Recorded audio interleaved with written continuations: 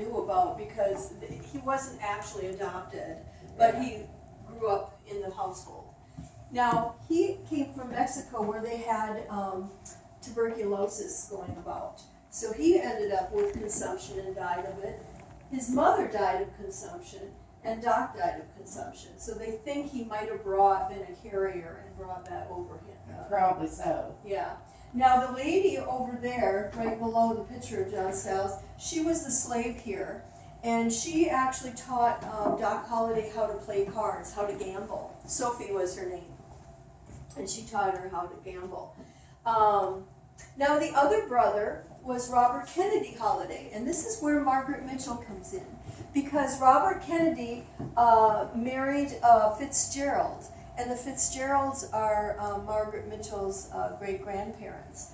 So he married one of the Fitzgerald girls, and they had a girl named Maddie who was 2 years older than Doc, and it's said to be they were kind of in love with each other. And she ended up going in a convent and never married, which in the book you have that happening too. And she was they said she was a very sweet person all her life and stuff. From what you hear from the family members and stuff. And she was just like the person in Margaret Mitchell's book. Now, Margaret Mitchell did say that the book was not written about family members or relatives or anything, or neighbors. And that was because back in those days, you would be sued, or could be sued. Her book was so popular that she didn't want to be sued, so I'm sure that's why she always proclaimed that it was not anybody. It might have been, but she said There's too many similarities that we know of, and she just changed names. Yes.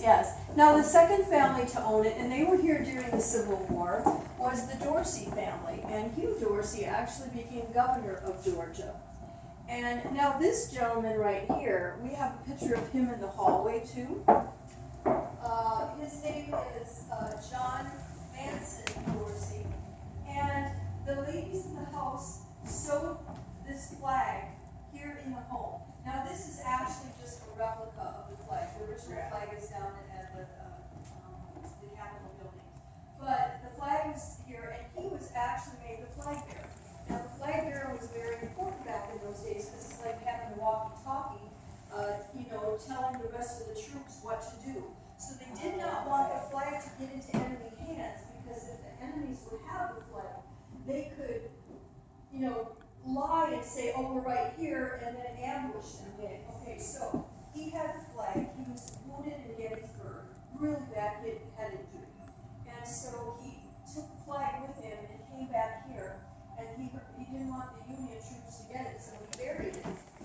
Well, he did recuperate, but not very well. He was kind of sickly most of the rest of the time till he passed away. And his bedroom used to be upstairs, and I think he's still in the home today. They say they are. Yeah, and I don't know about that, but anyway, so he was, he was in the war.